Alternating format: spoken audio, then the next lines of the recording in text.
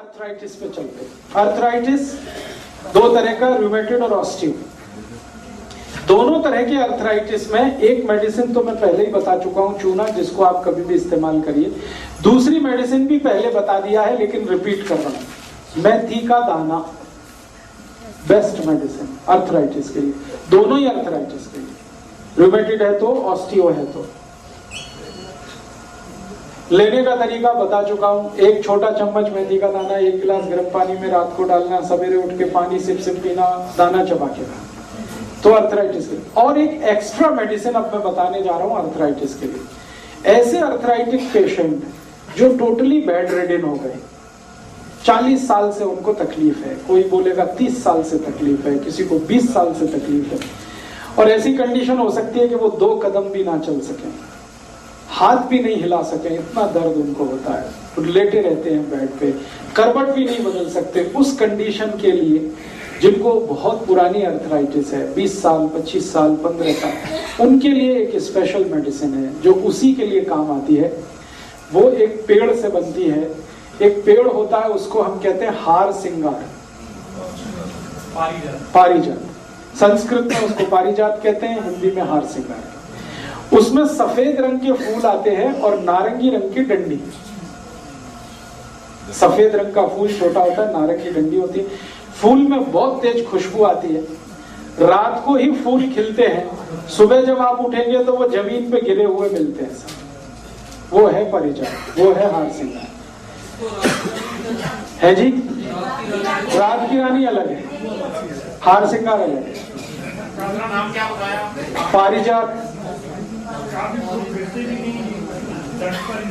कुछ ऐसे हो सकते हैं 2-4%, लेकिन ज्यादा गिर जाते हैं। और ध्यान ये रखिए कि रात को ही फूल खिलते हैं, खुशबू बहुत तेज होती है, दूर तक आती है।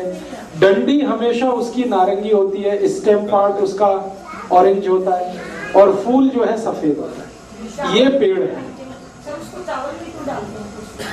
अब चावल में क्यों डालते हैं वो तो मुझे नहीं मालूम है।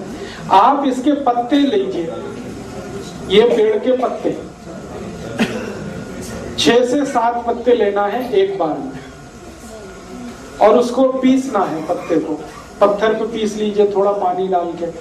पिस गया तो 1 गिलास पानी में वो मिला के, पीसा हुआ चटनी मिला के उसको बॉईल करना है पानी को, और इतना बॉईल करना है कि पानी आधा हो जाए, काढ़ा बन गया।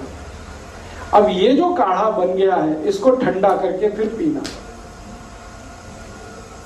और ये सवेरे ही पीना है। तो इसलिए रात को बना के रख दीजिए, सुबह उठकर इसको खाली पेट पी लीजिए और पिला दीजिए। जिनको भी पुराना जोड़ों का दर्द है, 10 साल हो गया, 20 साल हो गया, 15-25 साल हो गया, बहुत तकलीफ है, चल नहीं सकते हैं, बैठ नहीं सकते हैं, उठ नहीं सकते, ये उन सब के लिए अमृत की तरह से काम करता है। लगातार, हाँ वही है, 3 महीने लगातार दे दो, फिर ब्रेक कर देना, फिर और 3 महीने दे देना। मैंने इसमें देखा है कि ज्यादातर केस 1 से 1.5 महीने में ही ठीक हो जाते हैं। 3 महीने तक तो बहुत रेयर केस हैं जिनको लेना आपको बहुत अच्छा। तो अब आप ये दूसरों को बताइए। अच्छा, इसको आप अर्थराइटिस में यूज करिए, जॉइंट्स पेन में यूज करिए। इसका और एक यूज है जो थोड़ी देर पहले बात आ रही है। अगर आपको डेंगू हो गया, अब डेंगू में बुखार आता है, उसके बाद शरीर टूटता, बुरी तरह से दर्द होता है। बुखार कई बार चला जाता है लेकिन दर्द नहीं जाता, उसमें भी इसी को इस्तेमाल करिए। इसी तरीके ना, हाँ इसी तरीके। बस इतना है कि डेंगू के केस में 15 से 20 दिन ही लेना पड़ेगा, अर्थराइटिस में 1.5-2 महीने तक लेना पड़ सकता है। नॉर्मल पी सकते हैं? नहीं, नॉर्मल नहीं। जो किसी ने कोई प्रॉब्लम नहीं है, नहीं फिर नहीं, ना ना। अगर हाथ में दर्द नहीं होता, कटकट आवाज आती है, ये तो चूने से ही ठीक हो जाएगा, वहां तक जाने की जरूरत है। नीज में भी आवाज आती है ना जब, हाँ तो ये तो चूने से ही ठीक हो जाएगा। जिनकी वैसे ही टांगे दुखती हो, लाइक पेटियों का दर्द, सिर्फ चूना, सिर्फ। तो इसको फिर रिपीट कर देता हूँ। हार सिंगार का पेड़ है, उसको पहचानना है कि सफेद फूल, छोटे, नारंगी डंडी, फूल की खुशबू बहुत है, रात को फूल खिलते हैं, सवेरे जमीन पे गिरे हुए मिलते हैं। इसके पत्ते को भी पहचानना बहुत आसान है। इसके पत्ते को आप छुएंगे तो कांटे जैसे चुभते, नहीं मिलेगा, कोई नहीं रखता। ये तो जहां पेड़ लगा है वहीं मिलेगा। तो आप इसको घर में लगा लो। ये जो नर्सरी वाले लोग हैं ना, उनसे पौधा लिया और 2-4-5 रुपए का पौधा मिलता है, बिना पानी के होने वाला पौधा है, बहुत तेजी से बढ़ता है, 6 महीने में ही पूरा पेड़ हो जाता है लगाते ही। इसलिए लगाना बहुत आसान है, किसी भी मिट्टी में हो जाता है, कहीं भी हो जाता है, इसलिए लगाने में प्रॉब्लम। तो लगा लो, नहीं तो ढूंढ लो, पटियाला में कहीं ना कहीं तो मिल जाए। ये गुरप्रीत भाई से पूछ लेना, ये बता दें। अब आपको जो ध्यान रखना है वो ये कि इसके फूल नहीं लेने हैं, पत्ते 6-7 पत्ते। चटनी बनानी है। चटनी बनाने से मतलब उसमें नमक मिर्च कुछ नहीं डालना है, पत्ते पीस के चटनी बनानी है। 1 गिलास पानी में वो मिलाना है। पानी को इतना गर्म करना है कि आधा हो जाएगा, फिर उस पानी को ठंडा करके पीना है। ये है पूरा प्रोसीजर। हर दिन नया बनाना, हर दिन नया बनाना, हर दिन नया। रात को बना के रख देना, सवेरे उठ के पी लेना, दोबारा गर्म नहीं करना। एक बार जो बन गया रात को रख दिया, सवेरे पी। अब इसमें आप ये करेंगे कि फिल्टर करके पीना है क्या?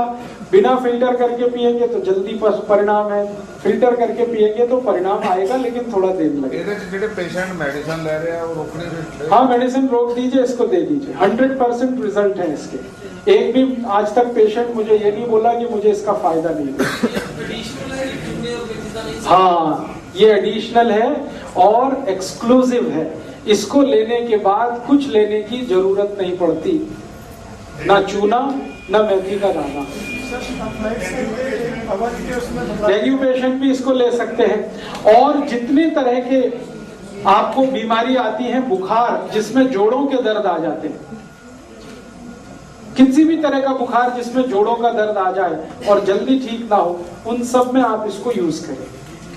मेथी दाने के साथ में नहीं नहीं नहीं नहीं जी, ये इतनी स्ट्रॉन्ग दवा है कि ये अकेली ही ली जाती है। दूसरा सर इसके अफेक्ट्स के लिए बाबा की किताब में दिया गया है सुंड, मेथी दाना, हल्दी, अश्वगंधा, हल्दी। हाँ जरूर लीजिए। उनके पाउडर के साथ मेरा ये कहना है कि जो किताब में है वो तो आपको मालूम ही है, मैं तो वो बता रहा हूँ जो किताब में नहीं है आपके पास। नहीं, ये उसके साथ नहीं, बिल्कुल नहीं। साथ में एक बार में आप समझ लीजिए, ये एक्सक्लूसिव मेडिसिन है तो अकेली ही ली जाएगी। इसके साथ कुछ भी लेंगे तो तकलीफ हो जाएगी। और एक बीमारी में इसका इस्तेमाल कर सकते हैं। आरए फैक्टर जिनका भी प्रॉब्लमेटिक है और डॉक्टर कहता है कि इसके ठीक होने का कोई चांस नहीं है। कई बार कार्टिलेज पूरी तरह से खत्म हो जाते हैं और डॉक्टर कहता अब कोई चांस नहीं है, नी जॉइंट्स आपको रिप्लेस करने ही पड़ेंगे, हिप जॉइंट्स आपको रिप्लेस करने ही पड़ेंगे।